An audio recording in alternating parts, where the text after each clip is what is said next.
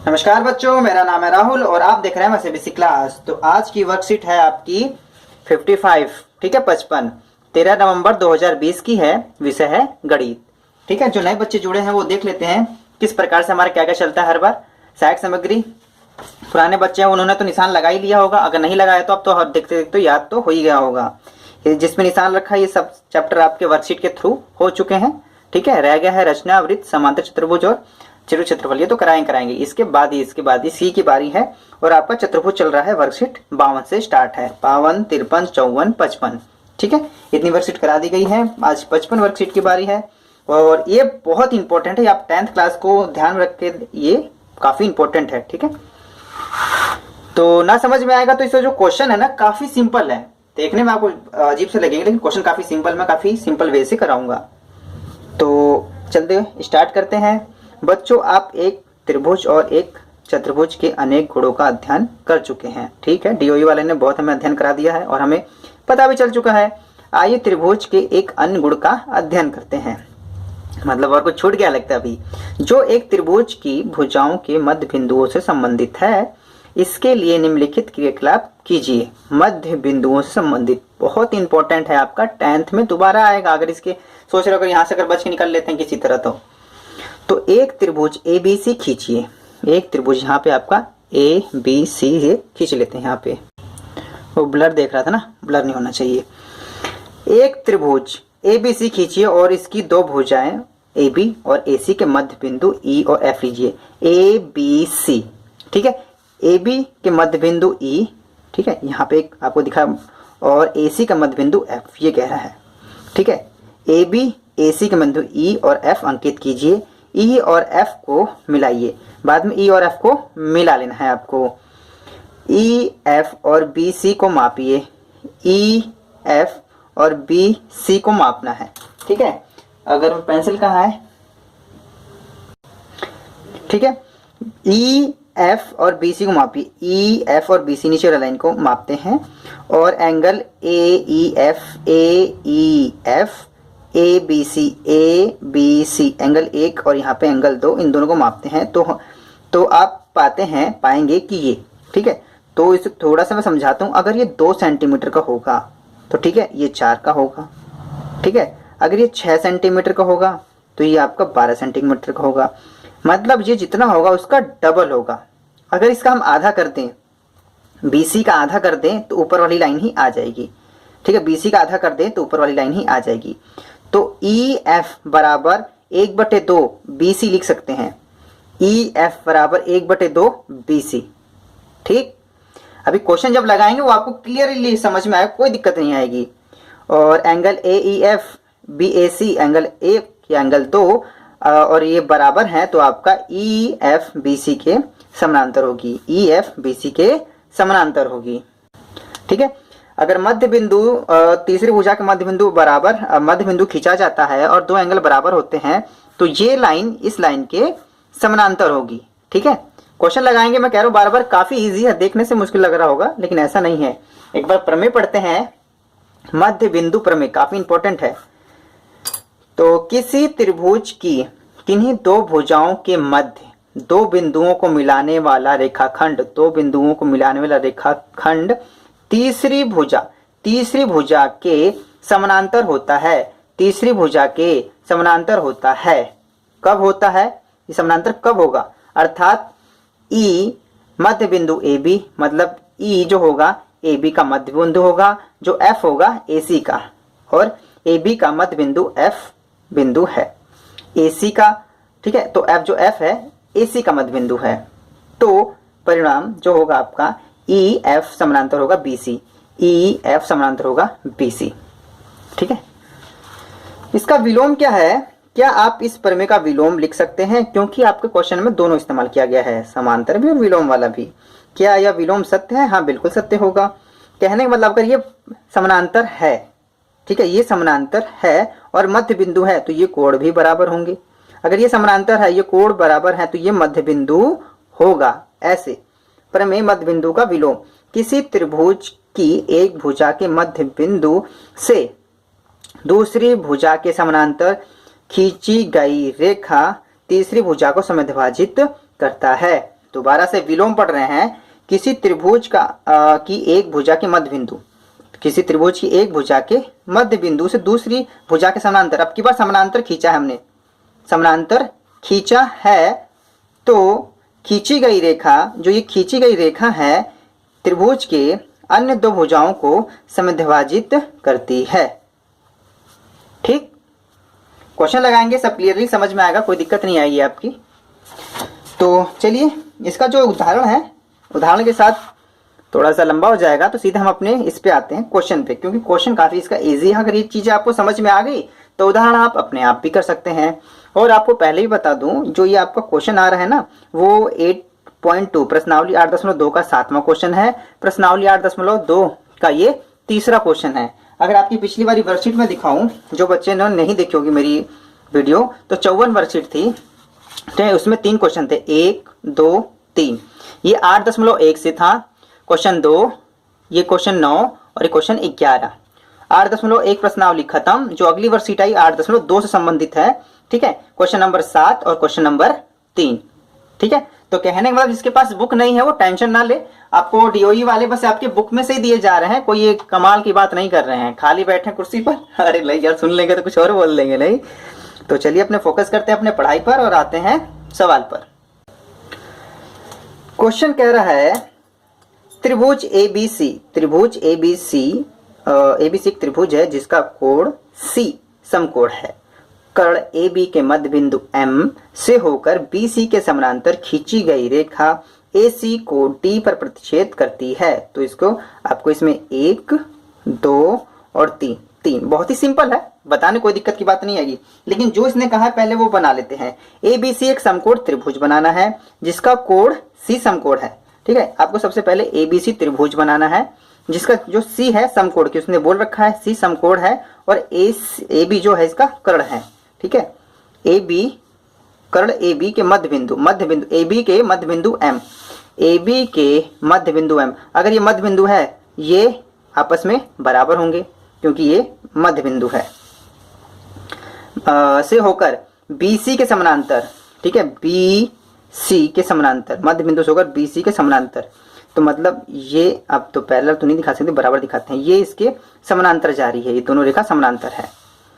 समानांतर खींची गई रेखा AC को D पर प्रतिच्छेद करती है, AC को D पर प्रतिच्छेद करती है। याद रखना, दो हिस्सों में नहीं बांट रही है, बस प्रतिच्छेद मतलब काटती है। तो दर्शाना है D भुजा AC का मध्य बिंदु है, MD लंब है AC पर और CM बराबर AM बराबर हाफ AB। ठीक है, तो सबसे पहले क्या है आपका, D भुजा AC का मध्य बिंदु है, D, ठीक है, भुजा AC का मध्य बिंदु, मतलब ये दोनों हिस्सों आपस में बराबर हैं, लेकिन इसने कहा नहीं, यही चीज हमें बतानी है।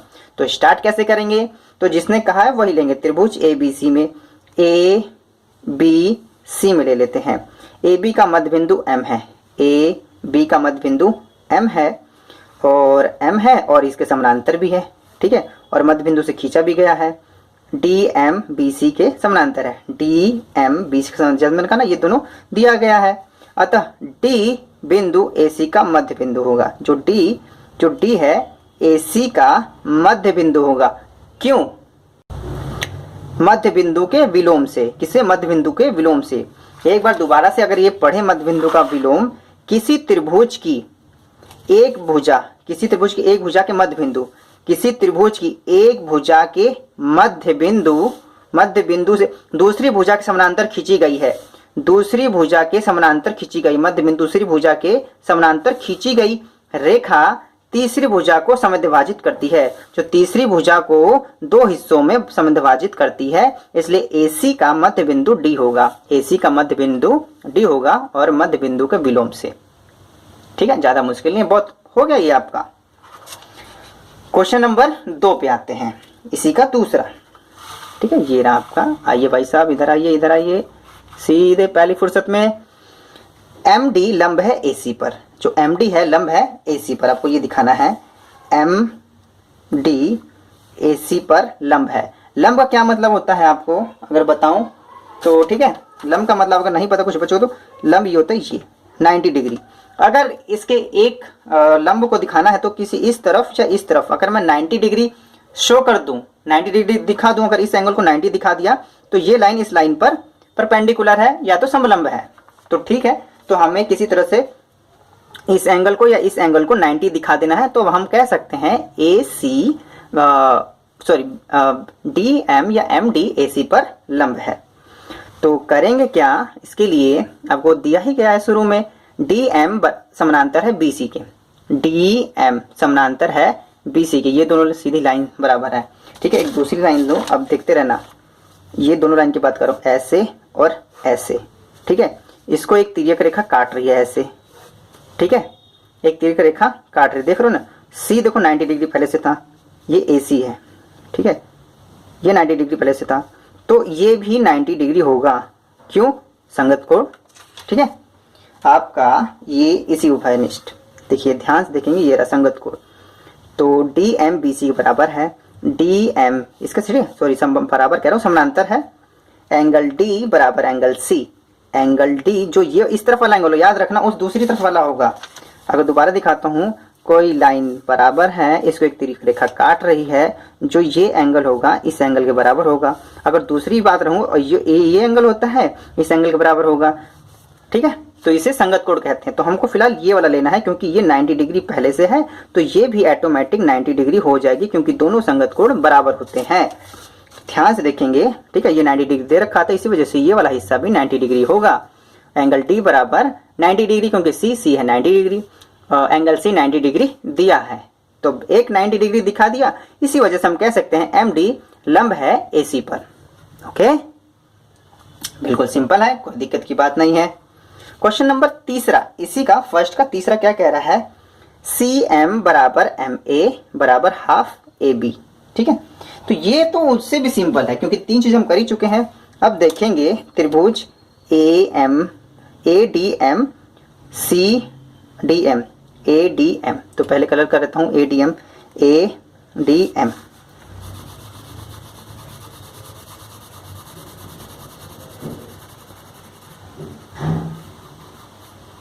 ठीक है,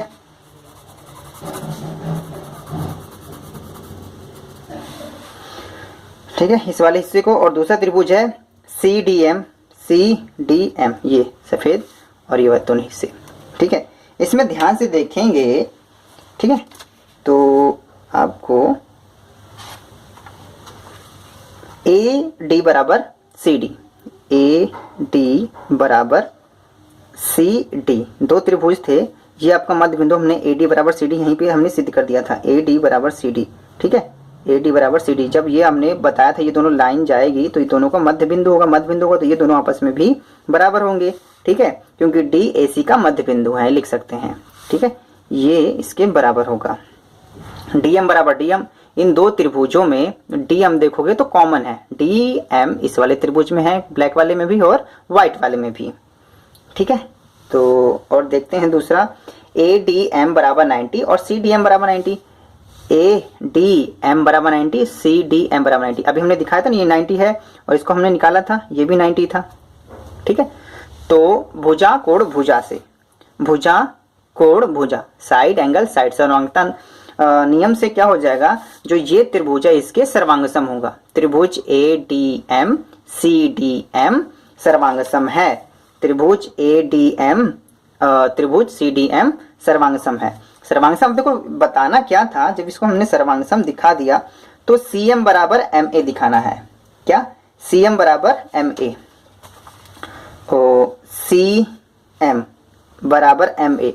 ठीक है, जब दो त्रिभुज को हमने सर्वांगसम दिखा दिया तो सीपी सीटी से, तो ये भुजा इस भुजा के बराबर होगी, तो हम लिख सकते हैं आराम से ए एम बराबर सी एम, किससे, सीपी सीटी द्वारा, क्योंकि दो त्रिभुजों को हमने सर्वांगसम दिखा दिया, तो सर्वांगसम त्रिभुजों के संगत भाग भी बराबर होते हैं। ठीक, अब देखो ए एम बराबर ए बी बटे में 2, ये कैसे हो गया, आप अब ध्यान से देखेंगे, ए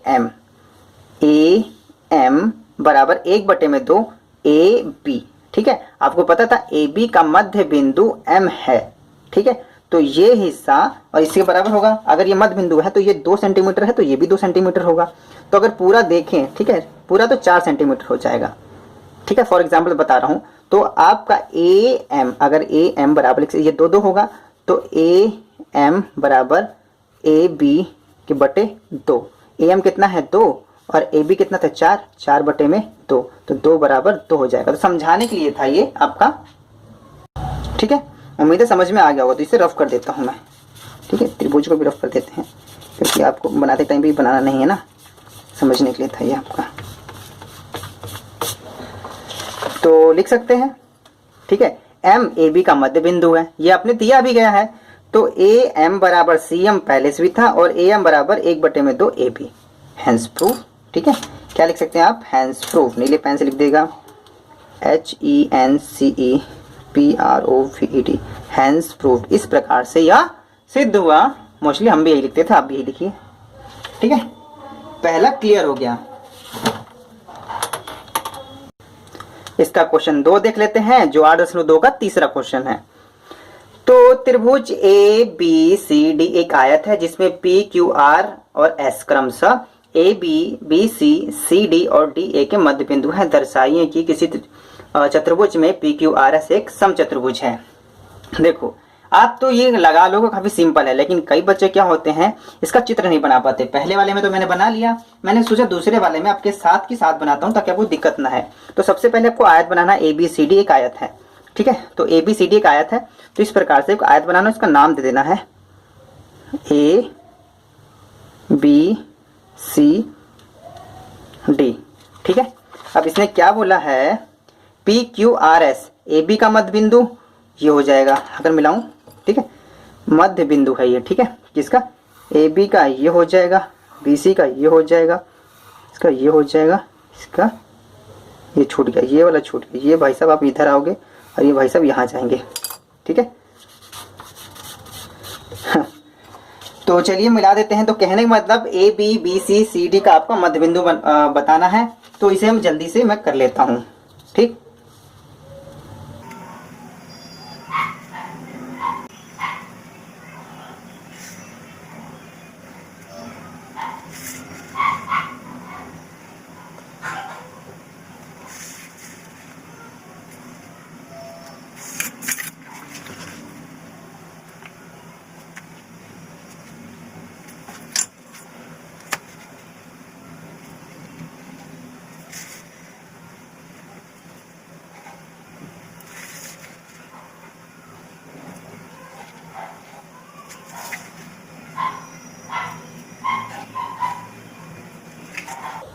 ये हो गया आपका। ठीक, क्वेश्चन में इतना ही बोला है, लेकिन हमें क्वेश्चन और आगे लगाना है। इस वजह से हमें इसमें इसके आपके विकर्ण भी खींचने होंगे। विकर्ण क्या होगा, बी डी और ए सी, इसके विकर्ण भी खींचने होंगे। तो आपको इस प्रकार से आपके इसके विकर्ण भी खींचने होंगे, तब जाके ये और आपका अच्छे से लगेगा। ये अपने मन से खींच रहे हैं, इस वजह से मैं इसको नीले पेन से ले रहा हूँ।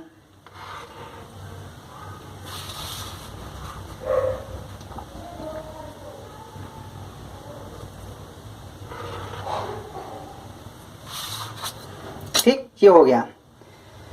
तो चलिए, बहुत ही ये सिंपल है। आपको लगेगा काफी बड़ा है, लेकिन नहीं, जैसे आप समझ जाओ एक ही चीज बार बार करना होता है, एक ही चीज बार बार करना होता है, और आपको लगता है क्वेश्चन बड़ा हो रहा है इसी वजह से। ठीक है, तो इसमें लिखना कैसे है, यहाँ से सीधे आपको इस प्रकार से लिखना है। दिया है ए बी सी डी एक आयत है जिसमें पी क्यू आर एस क्रमशः भुजाओं A B B C C D और डी ए के मध्य बिंदु हैं। ठीक है, सबके मध्य बिंदु सबको मिला दिया। सिद्ध करना है पी क्यू आर एस एक समचतुर्भुज है। ठीक है, पी क्यू आर एस एक समचतुर्भुज है। समचतुर्भुज जिसकी सारी भुजाएं आपस में बराबर होती हैं। तो और रचना, रचना आ की मात्रा नीला पनी थी, रचना नहीं होता, रचना होती है। रचना हमने अपने मन से की। ए सी कॉमा यहाँ पे उठाया, ए कॉमा सी तथा बिंदु बी डी को मिलाया, ए सी बी डी को मिलाया। ठीक है, अपने मन से हमने रचना की, इस वजह से लिखा। अब इसके बाद क्या करना है, ये तो दूसरा आ गया आपका। इसके बाद सीधे आपको लिख देना उत्पत्ति। क्या है, उत्पत्ति। अब त्रिभुज कौन से में देखना है आपको, ए बी डी में। पेंसिल भाई साहब आइए, कलर करना बहुत सारा। A B D, A B B D, इस वाले त्रिभुज में। लास्ट में मैं ये क्वेश्चन दोबारा से बताऊंगा कि ये मतलब मैं स्टार्ट भी कैसे करते हैं और हमने किया कैसे है ये, ठीक है। और ये कई बार प्रैक्टिस भी करते रहना तभी सब चीज़ें समझ में आती है। इस कलरफुल त्रिभुज वाले में क्या देखेंगे, पी ए बी का मध्य बिंदु है और एस एस किसका मध्य बिंदु है, ए डी का मध्य बिंदु है, ठीक है। और जब मध्य बिंदु है, ठीक है, तो ये इसके समानांतर होगा, ठीक है। नियम यही है ना, आपको पता होगा ये नियम है। तो इसी प्रकार मध्य बिंदु प्रमेय से अगर ये इसके मध्य बिंदु, इस त्रिभुज में दो मध्य बिंदु हैं तो आपका एस पी बी डी के समानांतर होगा, एस पी बराबर हाफ बी डी, ठीक है। एस पी बराबर हाफ बी डी, तो यही चीज लिखना है, एस पी समानांतर है बी डी के और एस पी आपका हाफ होगा बी डी के, ठीक, मध्य बिंदु प्रमेय से। अब इसी तरह त्रिभुज बी सी डी में लेना है, त्रिभुज बी सी डी, ठीक है। इस व्हाइट वाले में लेना है, इस व्हाइट वाले में देखो तो इसके दो मध्य बिंदु थे, ये वाला और ये वाला, ये वाला ये वाला। तो आपको इस वाले त्रिभुज में देखिए जब दो मध्य बिंदु हैं आपके, इस प्रकार से इसे मिलाया गया है, ठीक है, इस प्रकार से इसे मिलाया गया इस वाले त्रिभुज में, तो आपका क्यू आर या आर क्यू समानांतर होगा बी डी के और Q R half B D.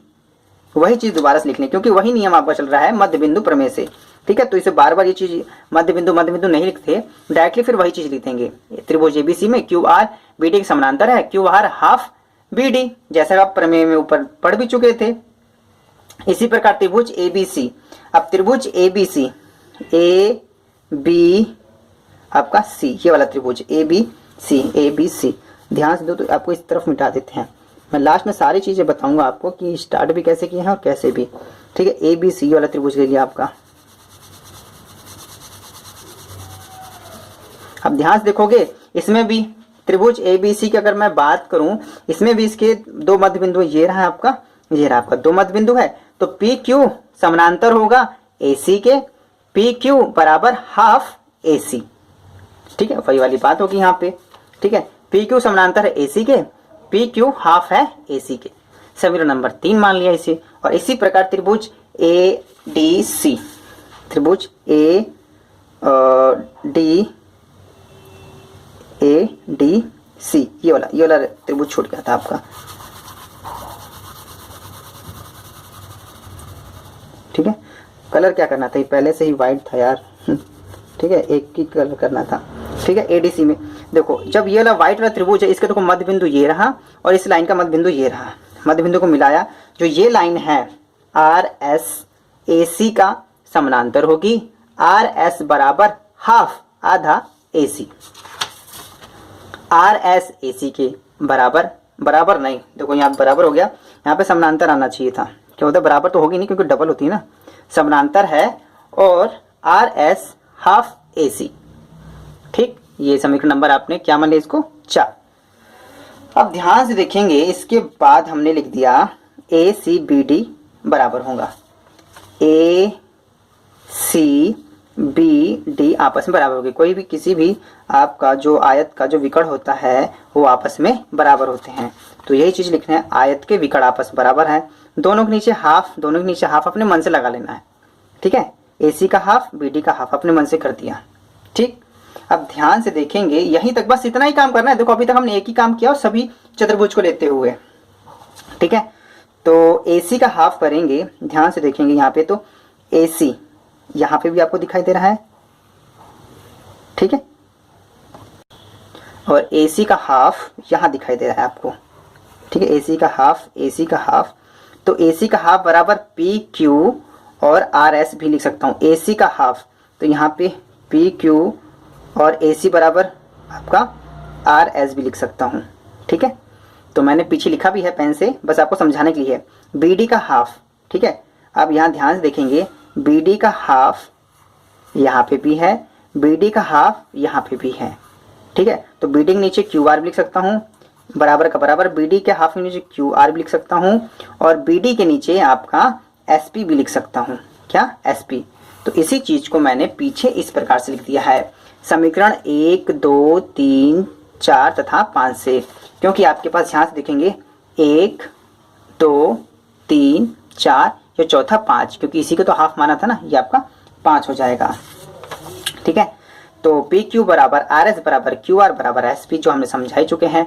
अतः पी क्यू आर एस एक समान समचतुर्भुज है, क्योंकि किसी चतुर्भुज जिसकी आसन्न भुजाएं समान हो, साथ के साथ भुजाएं बराबर हो, तो एक समचतुर्भुज होता है। ठीक, अब देखते हैं, उम्मीद है चीजें समझ में आई होंगी। इसे एक बार आप उतार लीजिए। ठीक है, और उतारना कैसे है मैं आपको दोबारा से बता देता हूँ, कंफ्यूज बिल्कुल भी नहीं होना है आपको, क्योंकि मुझे पता है सिद्ध करने वाले बच्चों को काफी इरिटेट कर देते हैं। होते सिंपल है, लेकिन पता नहीं क्यों बच्चे इरिटेट हो जाते हैं, क्योंकि उन्हें समझ में नहीं आता। क्वेश्चन नंबर 2 यहाँ से इस प्रकार से बनाना है, उतार लीजिए। ठीक, और इस वीडियो को रोक के यहाँ से उतार लीजिए।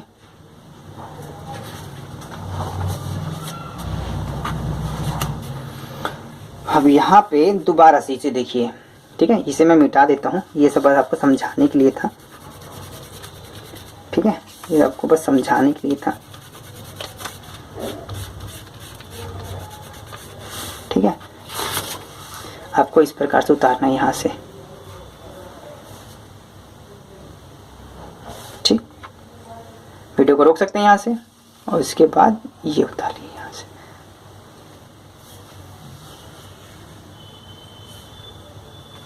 नीचे कुछ भी नहीं है। ठीक है, अब इसके बाद आपका ये वाला हिस्सा है लास्ट में। ठीक है, वीडियो को रोकर आसानी से उतार सकते हैं। अब देखो चीजें की क्या, मैं आपको यहाँ बताता हूँ अच्छे से।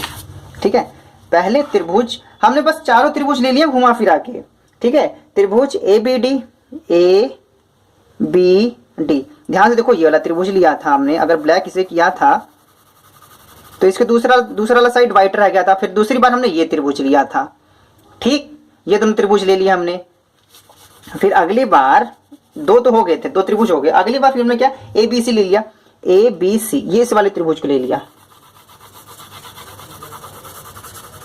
ठीक है, तो ये वाला त्रिभुज रह गया। तो चारों चतुर्भुज को हमने ले लिया। ठीक है, और विकर्ण जो आयत का विकर्ण होता है उसे साथ में ले लिया और दिखा दिया पी क्यू आर एस एक समचतुर्भुज है। पी क्यू आर एस एक समचतुर्भुज है, बहुत ही सिंपल है। ठीक है, मैं सभी से क्लास इस वीडियो को देखने के लिए धन्यवाद। जय हिंद, जय भारत।